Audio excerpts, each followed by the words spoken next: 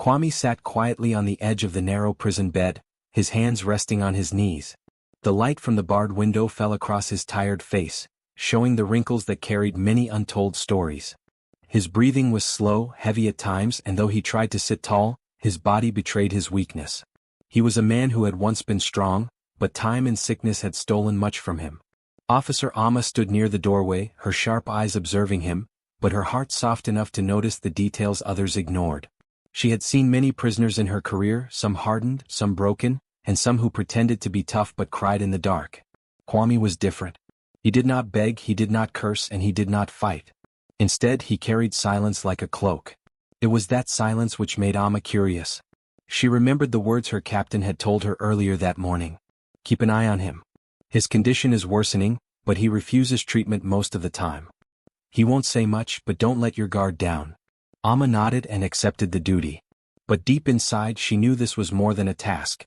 She sensed there was something waiting to be uncovered, something far heavier than the prison walls around them.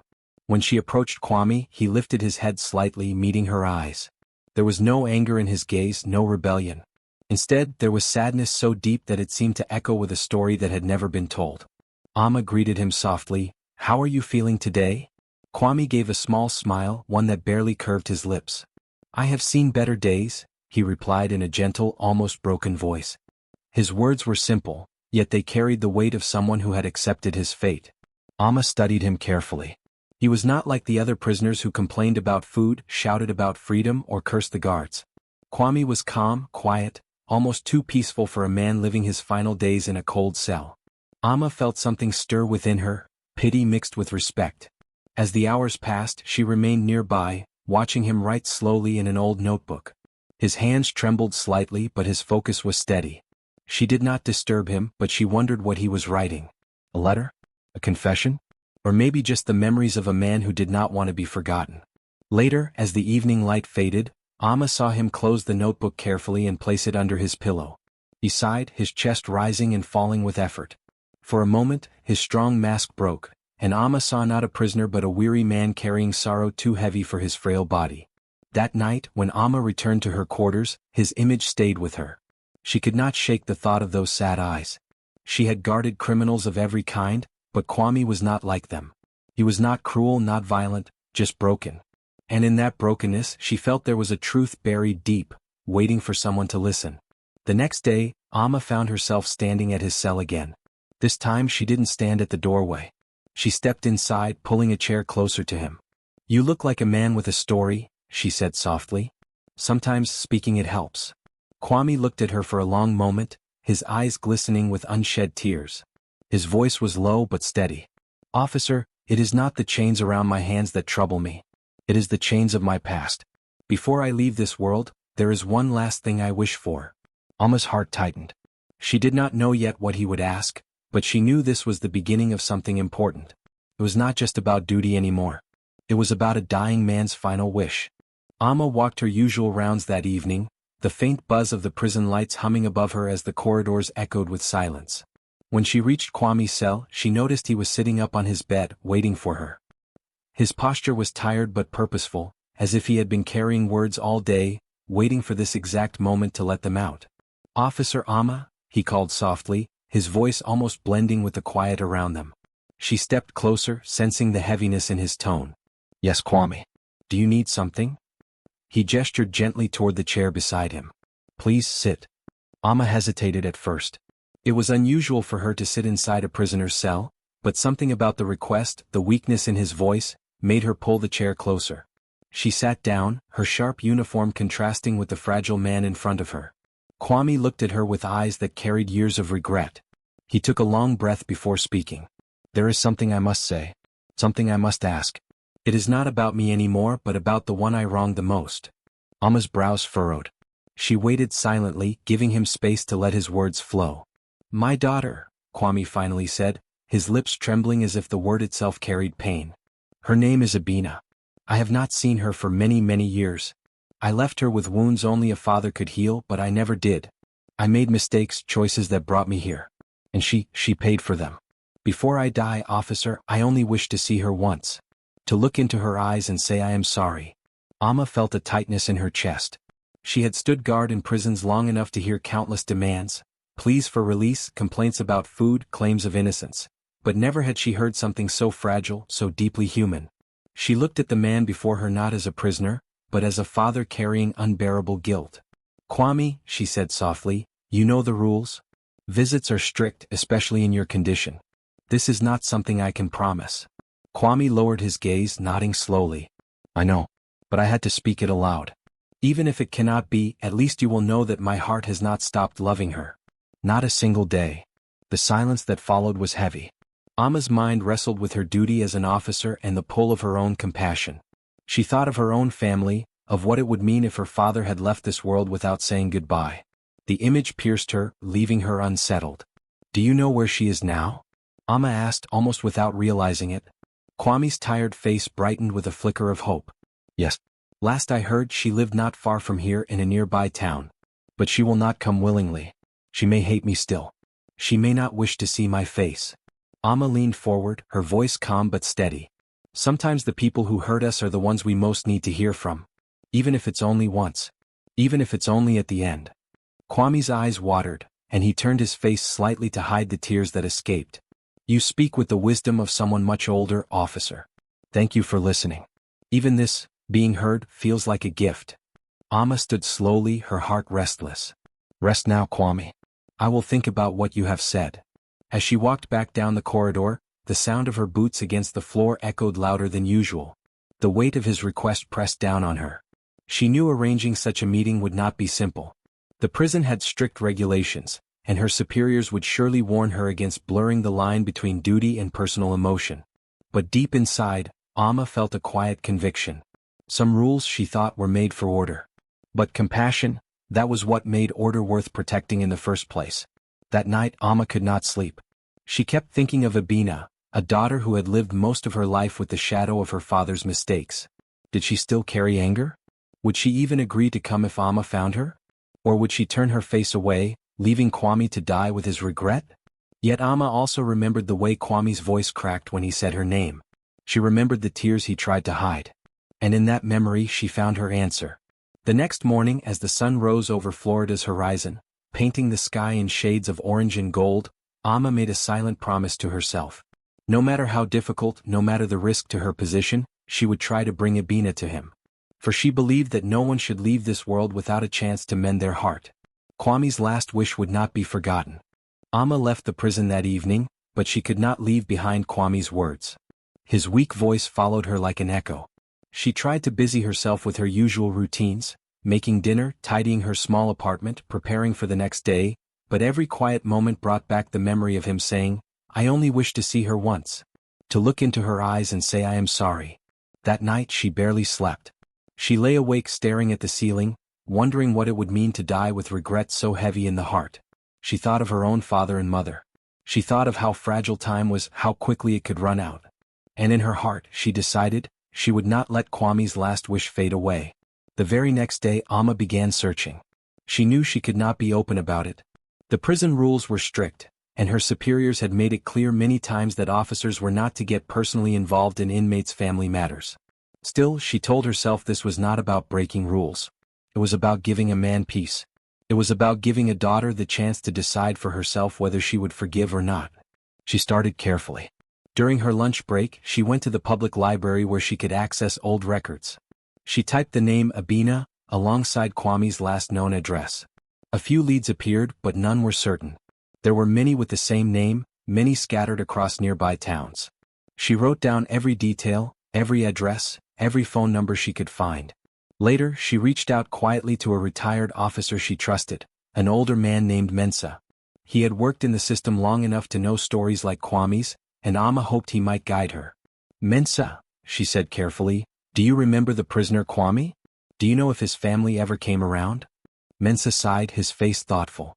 "Kwame, yes, I remember. No, I never saw his daughter here. But I heard she lived nearby years ago. Why do you ask?" Amma hesitated. She could not tell him everything, not yet. "It's just, sometimes we forget that even prisoners are fathers, brothers, sons. I was curious." Mensa gave her a long look as if he understood more than she was saying. He nodded slowly. "Be careful, Amma. You have a good heart, but this path is not simple. The system does not always reward kindness. I know, she said softly. But I must try. Over the next few days, Amma continued her search. She called numbers quietly, introducing herself simply, asking if anyone knew an Abina connected to Kwame.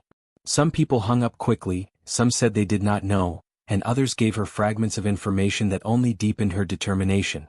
Her colleagues began to notice her distraction. One afternoon, another officer, Efua, pulled her aside. Amma, I've seen the way you look after that prisoner. You're going too far. Don't lose your job over something that cannot be changed. Amma met her gaze with calm strength. Efua, do you believe people can change? Efua shrugged. Maybe. But the prison is not a place for second chances. It is a place for rules. Rules matter, Amma said firmly.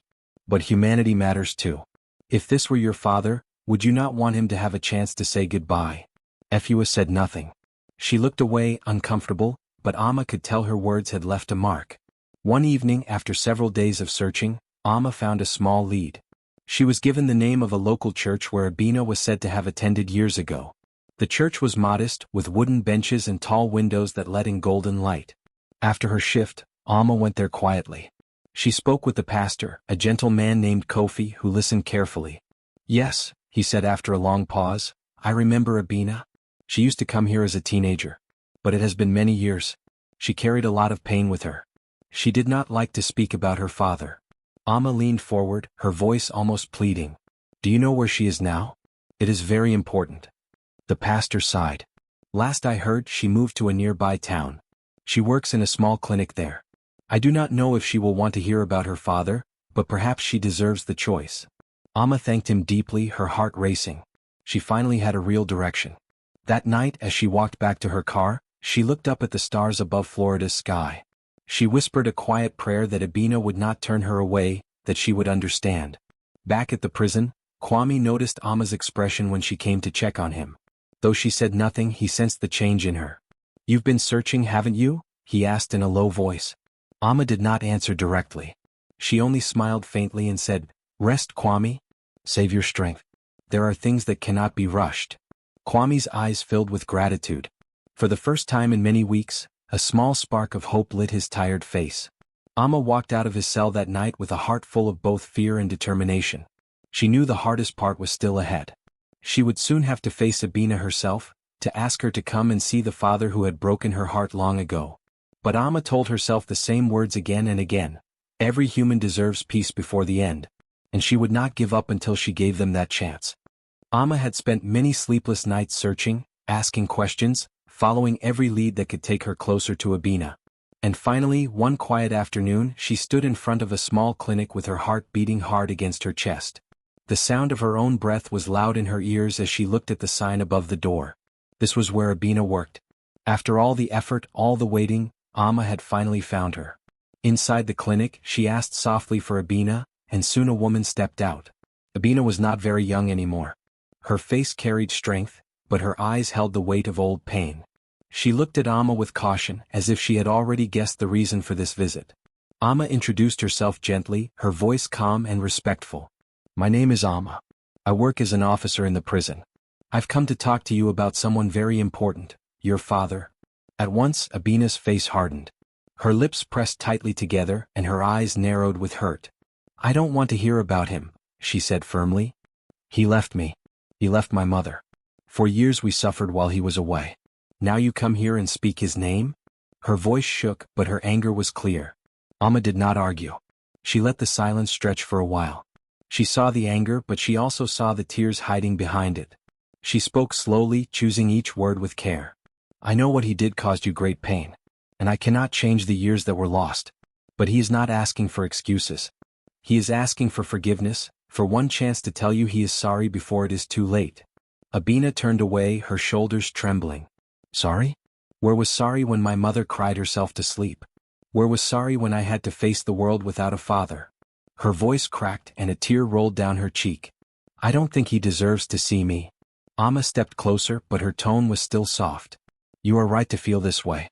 No one can take away your pain. But if you walk away now, the last thing he will carry is regret. And you too may carry the weight of words left unspoken. Forgiveness is not for him alone, it is also for you. For a long time Abina stood silent. Her hands gripped tightly together and her breathing was uneven. Then slowly she whispered, "What if I go and I cannot forgive him?" Amma placed a gentle hand on her shoulder. "Then at least you will know you tried. And he will know that you came. Sometimes just being there is enough." At last, Abina wiped her tears and nodded. "Take me to him." The journey back to the prison was quiet. Abina sat in the passenger seat, staring out of the window, her thoughts locked inside her. Amma kept her eyes on the road, saying nothing more. She understood that some decisions had to grow in silence. When they reached, Amma led Abina through the halls to a small, quiet room set aside for private visits. Kwame was already there, seated in a chair by the window. His body was weak, his hands thin and trembling, but his eyes lit up the moment Abina entered. For a second she froze at the doorway. Time seemed to stand still. This was the man she had not seen in so many years, the father she had once loved but also hated for leaving her. She felt her knees weaken, but Amma's gentle touch on her back gave her the strength to step forward. "Abina," Kwame whispered, his voice breaking with emotion. "My daughter, my little girl." Tears spilled down Abina's face as she moved closer. She stopped just in front of him, staring at his worn face. Her lips trembled, but no words came. Kwame lifted his shaking hand slowly as though afraid she would turn away. "I am sorry," he said. "For every moment I was not there. For every tear you cried. For every wound my absence caused. I was foolish and I hurt the ones I loved most. I cannot change the past, but if I could, I would give my last breath to take away your pain." Abina's chest tightened. All the anger, all the sorrow she had buried inside for years rose like a storm. But as she looked at his frail body, she saw not the man who had left her, but a broken soul begging for mercy. She sat down slowly and took his hands in hers. They were cold, trembling, fragile. Her tears fell freely as she whispered, "You hurt me, father. You hurt me more than I can explain. But I have carried that hurt long enough. I forgive you." Kwame broke down. His tears rolled down his cheeks as he clung to her hands with all the strength he had left. "Thank you, Abina. Thank you, my child. You have given me peace." The two held each other, father and daughter, the years of pain slowly melting away in that quiet room. Their words were few, but their hearts spoke louder than any sentence could. Amma stood in the corner, silent. She watched the moment with her own eyes filling with tears. She had fought against rules, against warnings, against silence itself to bring them here. And now, as she saw their broken bond beginning to mend, she knew every risk had been worth it. The room was filled with the sound of quiet sobs, but they were not sobs of sorrow alone, they were sobs of healing. For the first time in many years, both father and daughter felt a weight lifting. When it was time to leave, Abina leaned forward and pressed her forehead against her father's. "I am here and I will not let your memory fade," she whispered. Kwame closed his eyes, his face calm, his soul lighter than it had been in decades. Amma quietly stepped out of the room to give them privacy, her heart full. She had witnessed something rare, the power of forgiveness to heal even the deepest scars. Outside the room, she leaned against the wall and let out a long breath. She knew that this night would remain with her forever. The night was quiet in the prison infirmary. The air carried a strange stillness, as if the walls themselves understood that something important was about to happen.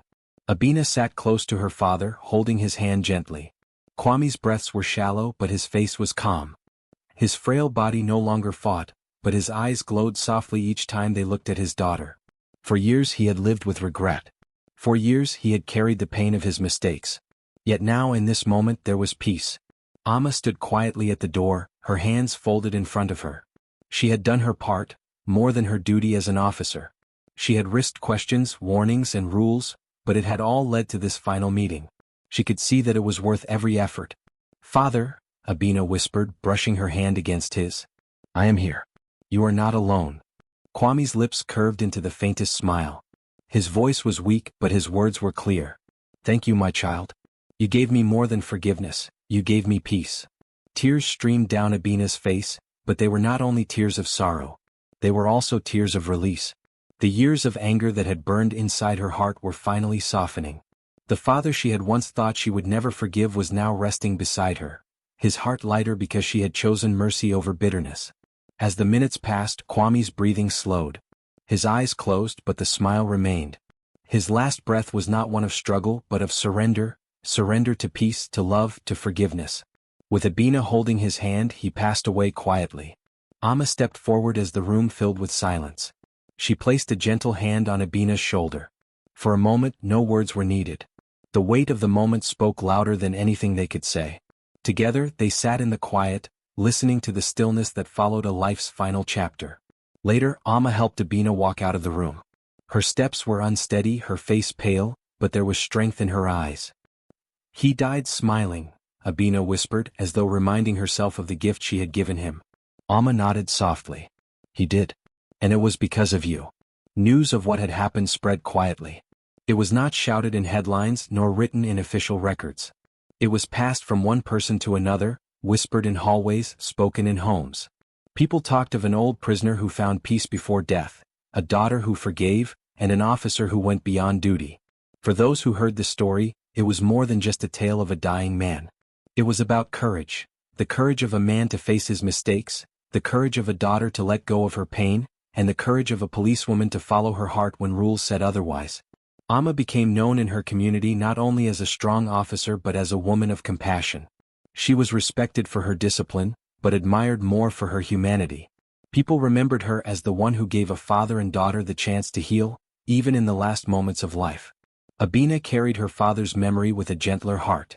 Though his absence had caused her pain, she now remembered him with peace. The last image she held of him was not of regret, but of a smile that told her he had found rest. Amma too carried the memory.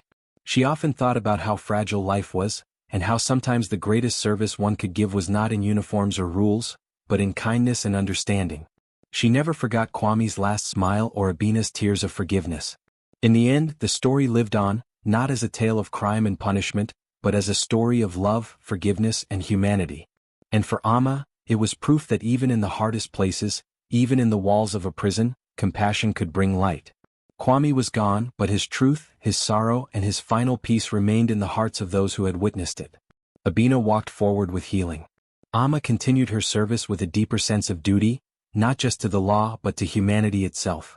And so, the world remembered, courage, forgiveness, and compassion could change even the ending of a life. The end.